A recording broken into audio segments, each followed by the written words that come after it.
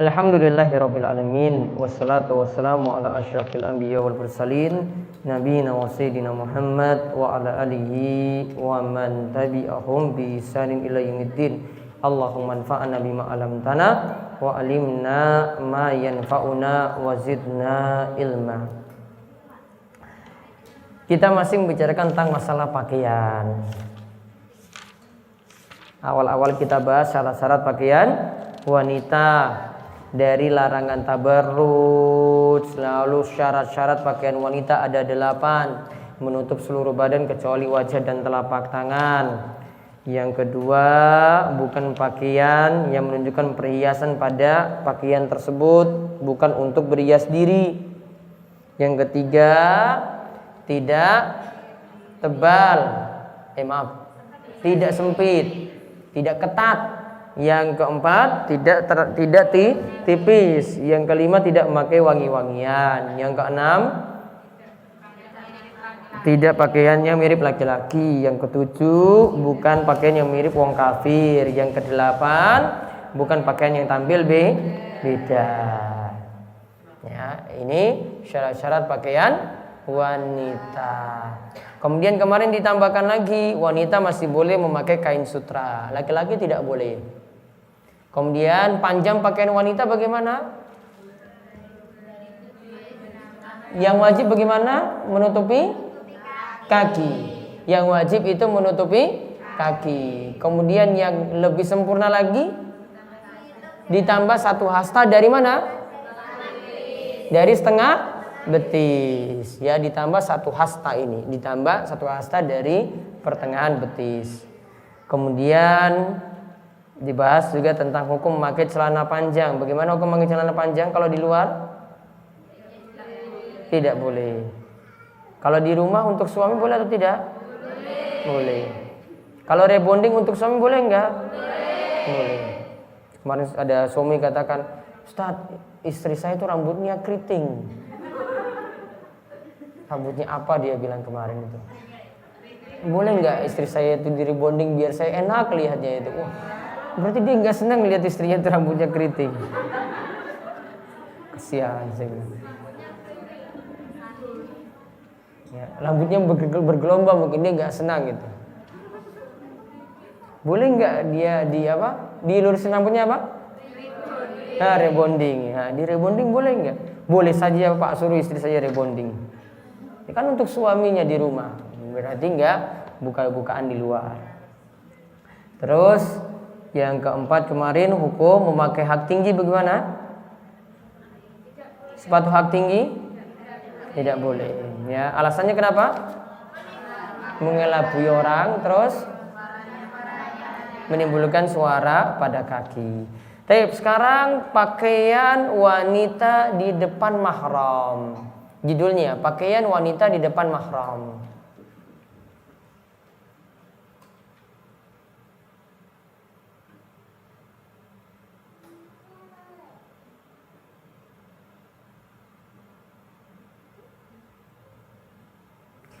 Mahram, ya istilah dulu di bawahnya, ditulis dulu mahram.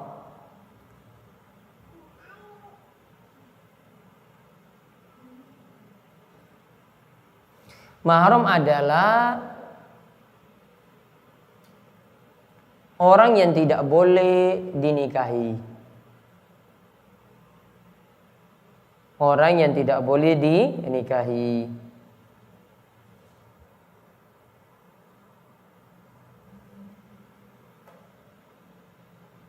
Sekarang ditulis mahram bagi wanita.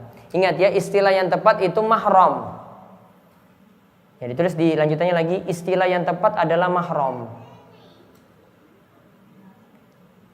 Istilah yang tepat adalah mahram.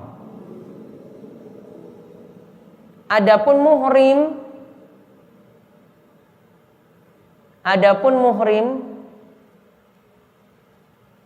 adalah orang yang melakukan ihram. Adapun muhrim adalah orang yang melakukan ihram untuk haji dan umrah. ihram untuk haji dan umroh. Yang kita bahas itu mahram. Sekarang ditulis lagi mahram bagi wanita. Siapa saja mahram bagi wanita?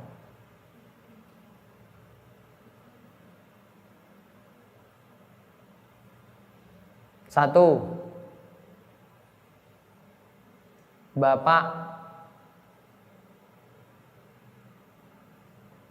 Masih nomor satu juga, bapak, kemudian kakek. Ya, bapak, kemudian kakek, dan terus ke atas. Dan terus ke atas.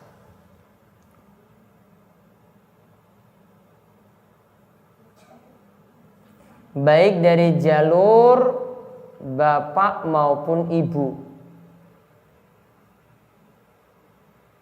Baik dari jalur bapak maupun ibu.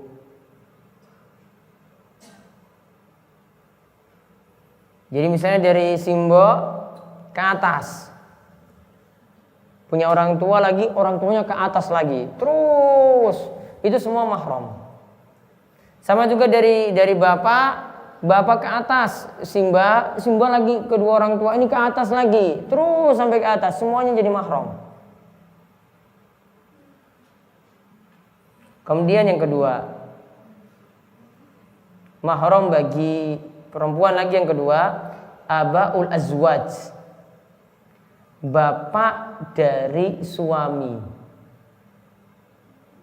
Kita sebut apa? Mertua. Bapak dari suami.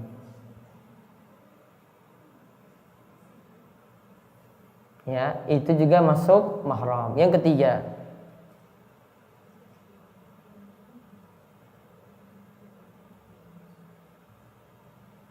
anak laki-laki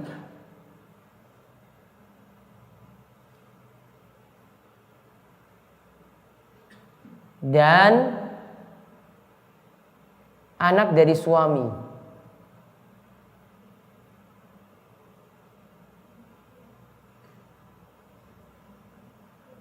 Jadi kalau wanita nikah lagi, ikut suaminya punya anak. Nah, ketika sudah nikah tadi, ya, maka anaknya dari suami tadi jadi mahram.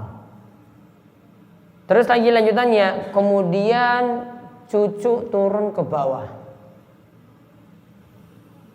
Kemudian cucu turun ke bawah. Semuanya masuk mahram.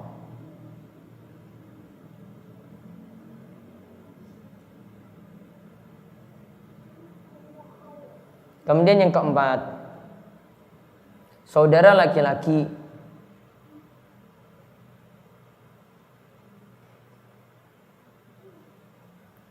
baik saudara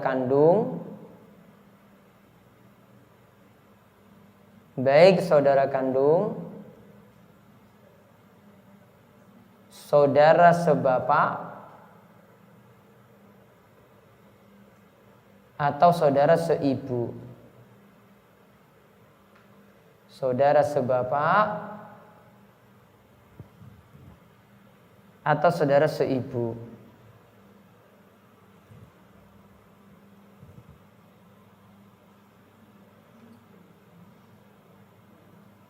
Kemudian yang kelima,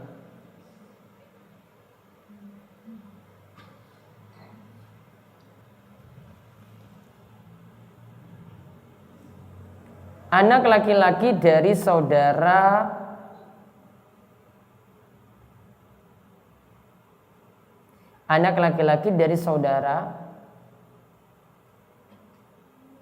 laki-laki maupun perempuan. Anak laki-laki dari saudara laki-laki maupun perempuan. Kita sebut apa ini? Ponaan. Anak dari saudara berarti keponaan. Ditulis dalam kurung keponaan.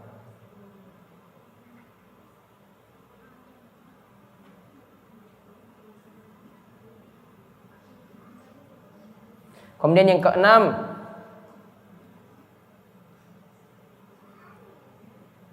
paman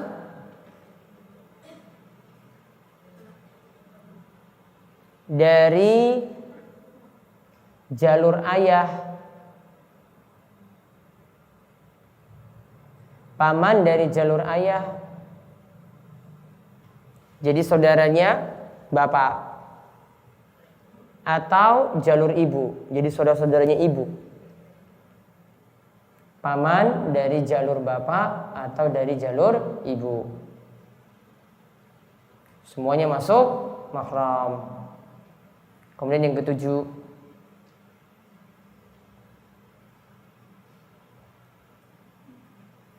ketujuh,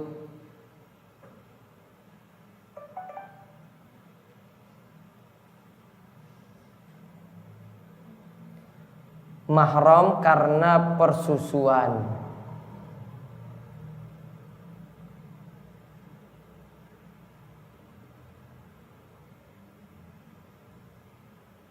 Mahram karena persusuan.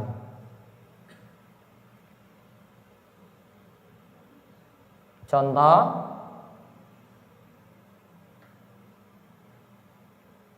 saudara laki-laki persusuan. Contoh, saudara laki-laki persusuan.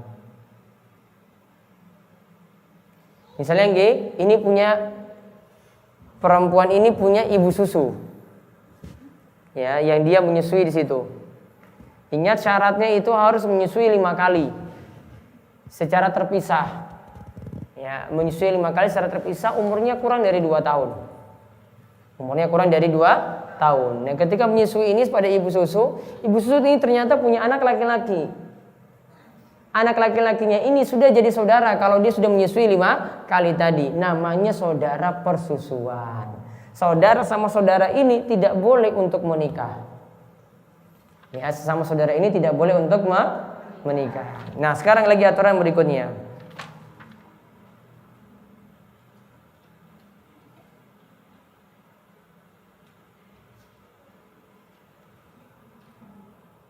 Aturan bagi mahram.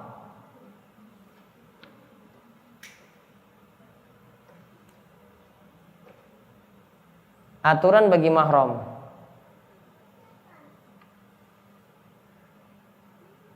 Yang pertama, boleh memandang. Boleh memandang.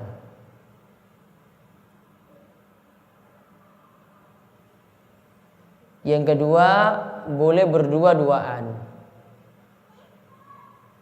Berarti kalau dengan yang bukan mahram, ngumpet-ngumpetan nggak boleh. Kalau sudah sah baru boleh. Kemudian yang ketiga, boleh bersafar dengan mahram.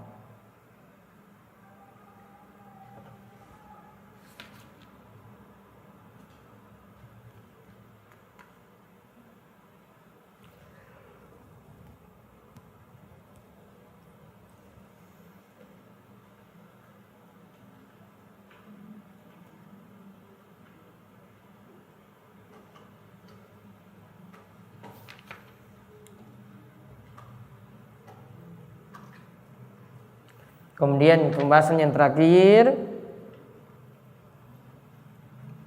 Tadi kita judulnya apa? Pakaian di hadapan mahram. Nah, sekarang gini. Yang kita bahas misalnya, ini terutama kalau ibu-ibu lagi menyusui. Bapaknya sendiri boleh lihat atau enggak? Kalau suami boleh. Kalau bapaknya sendiri, ini mahram. Boleh lihat nggak sampai menyusui? Boleh.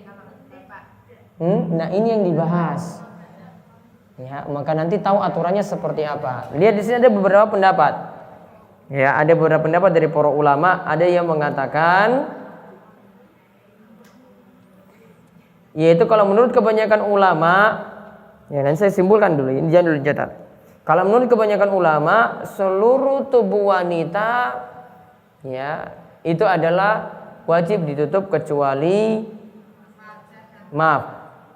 badannya ditutup. Ini untuk mahram, dia boleh lihat seluruh badannya kecuali antara pusar sampai lutut. Ini menurut kebanyakan ulama. Jadi boleh lihat seluruhnya, wajahnya boleh dilihat, tidak pakai jilbab tidak masalah, ya. Yang tidak boleh dilihat antara pusar sampai lutut. Berarti ketika menyusui boleh dilihat atau enggak? Boleh. Namun para ulama beri catatan, lihatnya enggak boleh pakai nafsu. Ya, lihatnya enggak boleh pakai nafsu.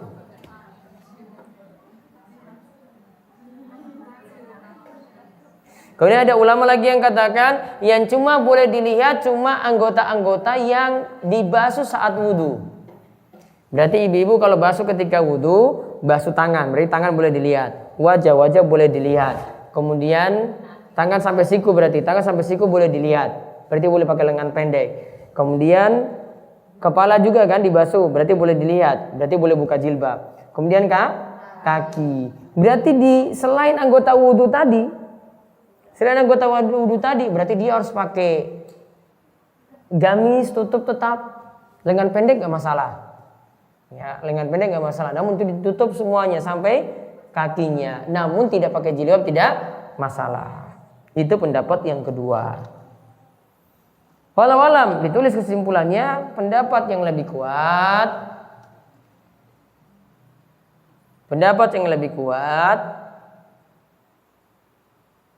Mahram boleh memandang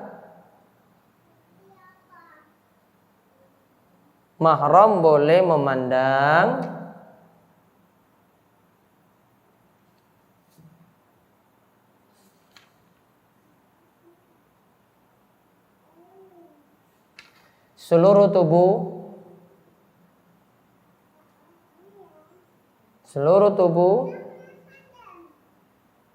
kecuali antara pusar dan lutut.